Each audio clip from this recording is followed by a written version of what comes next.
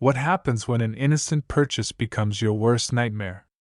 Tonight on BitBlitz Horror, we're diving into The Midnight Melody, a symphony of shadows, a terrifying tale about a music box that's anything but a simple trinket.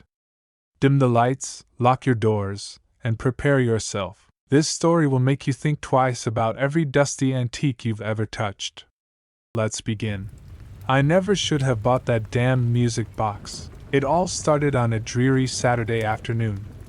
I was wandering through the local flea market, killing time before meeting friends for dinner. The place was a maze of rickety tables piled high with junk old books, tarnished silverware, moth-eaten clothes. I wasn't looking for anything in particular, just browsing to pass the hours. That's when I saw it, tucked away in the corner of a dusty booth. An ornate antique music box, its dark wood gleaming despite a thick layer of grime. Intricate carvings adorned the sides' twisted faces and writhing tentacles that seemed to shift in the dim light. Something about it called to me. I felt compelled to pick it up, to trace my fingers over those bizarre carvings. The elderly woman running the booth noticed my interest. "Ah, you have good taste," she croaked, her rheumy eyes twinkling. "That there's a special piece. Been in my family for generations. It's beautiful," I murmured, mesmerized by the craftsmanship. "Does it still work?" The old woman's face twisted into an odd grimace. "Oh yes, it works just fine. But I'll warn you, it's not for the faint of heart. There's power in that music, you see. The kind of power that can change a person." I should have heeded her warning. Should have set the box down and walked away. But some reckless part of me was intrigued. "How much?" I asked. "For you?" $20. She named a surprisingly low price for such an exquisite antique. Another red flag I chose to ignore. I handed over the cash, and she wrapped the music box in an old scrap of velvet. As I turned to leave, she gripped my arm with surprising strength. "Remember," she hissed, "never play it more than once a day. And never, ever at midnight." I nodded, assuming it was just the ramblings of an eccentric old woman. If only I'd taken her seriously. That night, after getting home from dinner with friends, I set the music box on my nightstand and gave it a thorough cleaning. The wood practically glowed once I'd removed all the dust and grime. Those unsettling carvings were even more pronounced now, leering faces and twisted bodies that seemed to undulate in the lamplight. Unable to resist any longer, I opened the lid. A tiny dancer popped up, pirouetting in place as a haunting melody began to play. The tune was like nothing I'd ever heard before, discordant yet beautiful, mournful yet strangely alluring. I found myself swaying slightly, lost in the eerie music. When the song ended, I felt oddly drained. Shaking off the strange sensation, I got ready for bed. That night, my dreams were filled with shadowy figures and whispered voices just beyond my comprehension. I woke the next morning feeling groggy and out of sorts. But as I got ready for work, my gaze kept drifting to the music box. I was tempted to play it again, to lose myself in that captivating melody. Remembering the old woman's warning, I resisted the urge. Throughout the day, I couldn't get the tune out of my head. It played on a loop in my mind, growing louder and more insistent as the hours ticked by. By the time I got home that evening, my hands were shaking with the need to hear it again. This time, when I opened the lid, the music seemed even more entrancing. The dancer spun faster, its tiny face contorting into a manic grin. I stood there, swaying in place, until long after the song had ended. When I finally snapped out of my trance, I was shocked to see that nearly 2 hours had passed. That night, the dreams were more vivid. I found myself wandering through twisting corridors, the walls adorned with the same grotesque carvings as the music box. Voices whispered from the shadows, speaking in a language I didn't understand but somehow knew was ancient and forbidden. I woke in a cold sweat, my heart racing. But instead of fear, I felt an overwhelming urge to play the music box again. I managed to resist, but it took every ounce of willpower I possessed. The next few days fell into a pattern. I played the music box once each evening, losing more and more time to its hypnotic melody.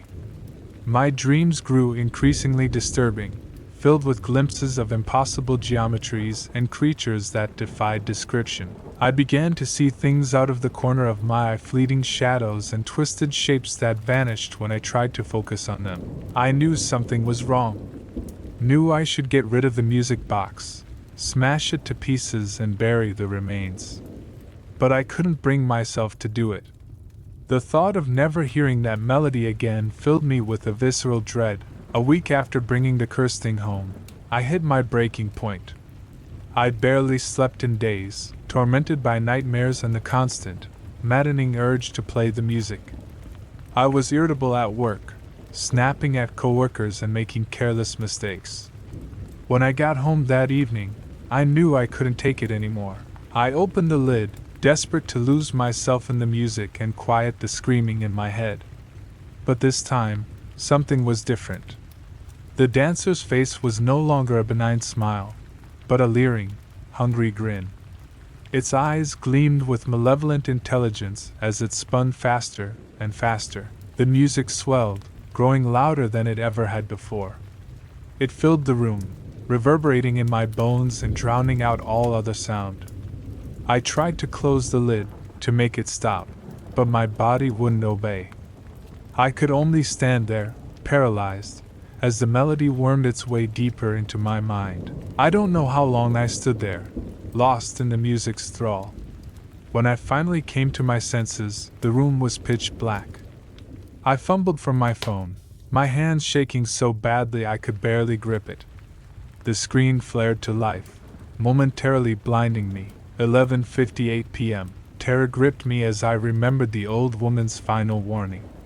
Never play it at midnight. With trembling fingers, I reached for the music box, determined to slam it shut before the clock struck 12. But as my hand touched the smooth wood, the lid snapped open of its own accord. The dancer began to spin, faster and faster until it was just a blur.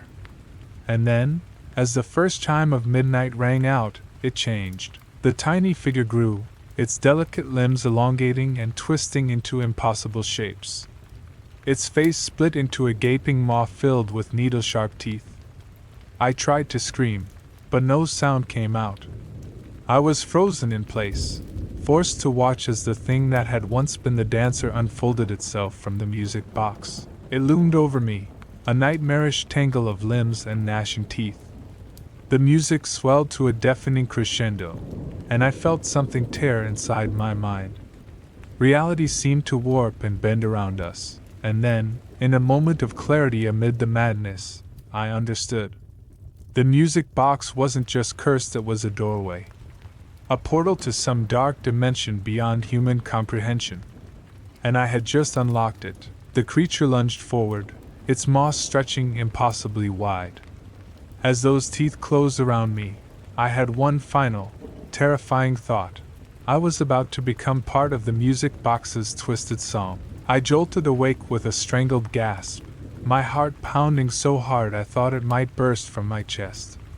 Sweat plastered my clothes to my skin, and I could taste blood where I'd bitten my tongue. For a moment, I just lay there, trying to convince myself it had all been a nightmare. But then I saw the music box on my nightstand, lid open, the dancer frozen mid-pirouette.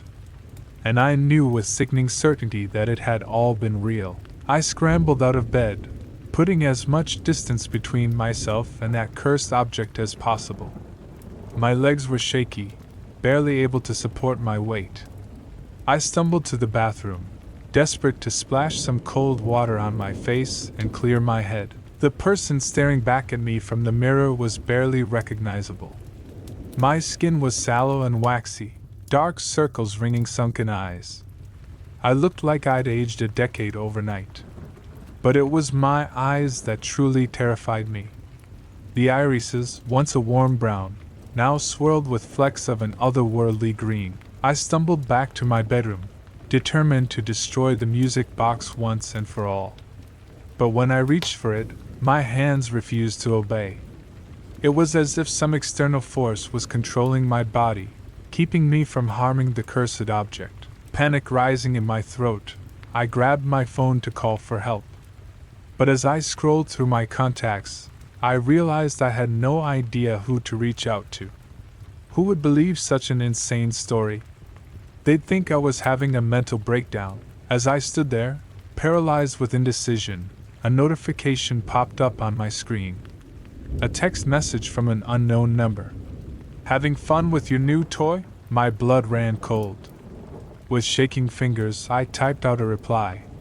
Who is this? The response came almost immediately.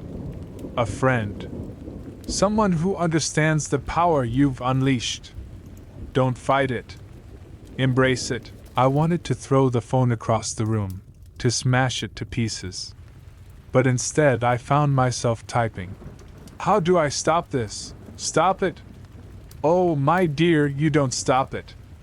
You've only just begun. Before I could respond, another message came through. This one contained an address and 2 words that made my stomach lurch. Join us. I knew I shouldn't go. Knew it was almost certainly a trap. But some part of me, the part that had been irreversibly changed by the music box's song, craved answers. And so, against every rational thought screaming in my head, I got dressed and left my apartment. The address led me to an abandoned warehouse on the outskirts of town. As I approached the rusted door, I could hear faint strains of music drifting from inside. It was similar to the melody from my music box, but somehow even more complex and alluring. I pushed open the door, wincing at the ear-splitting creak of rusted hinges. The interior was dimly lit by flickering candles, their dancing flames casting twisted shadows on the walls. And there, in the center of the vast space, stood a group of people. They turned to face me as one, and I had to stifle a scream. Their eyes glowed with the same unearthly green as mine, and their faces were gaunt and hollow. But it was their smiles that truly terrified me, wide, unnatural grins that stretched far beyond the limits of human anatomy. Welcome, said a familiar voice. I turned to see the old woman from the flea market, looking far less frail than she had before. We've been waiting for you. What's happening to me? I managed to choke out. What is that thing? The old woman's grin widened impossibly further. It's a key, my dear. A key to unlock the gates between worlds. And you've been chosen to help turn it. As she spoke, the others began to move. They formed a circle around me, swaying in time to the ethereal music that seemed to emanate from the very air. I tried to run, but my legs wouldn't obey. I was rooted to the spot, helpless as they closed in around me. Don't fight it, the old woman crooned. Let the music in. Let it reshape you. And despite every instinct screaming at me to resist, I felt myself giving in. The melody wormed its way into my mind, drowning out all other thoughts. I began to sway with the others, my body moving of its own accord. As the music reached a fever pitch, reality seemed to fracture around us. The warehouse walls melted away, revealing glimpses of impossible vistas and creatures beyond human comprehension. I could feel myself changing, my body twisting and reshaping itself to the rhythm of that maddening song. In that moment, suspended between worlds, I realized the true horror of my situation. I hadn't just bought a cursed object, I had become one. Another dancer in a cosmic music box, doomed to lure in unsuspecting victims and spread this eldritch infection. As the last vestiges of my humanity slipped away, I had one final, desperate thought. If you ever come across an antique music box with strange carvings, run. Run as fast and as far as you can. Because once you hear its song, it's already too late. The music swells, and I dance on, a puppet to forces beyond mortal understanding. And somewhere out there, another unsuspecting soul is about to stumble upon a seemingly innocent trinket in a dusty flea market stall. The cycle continues, the song eternal, as reality bends and breaks to its haunting melody.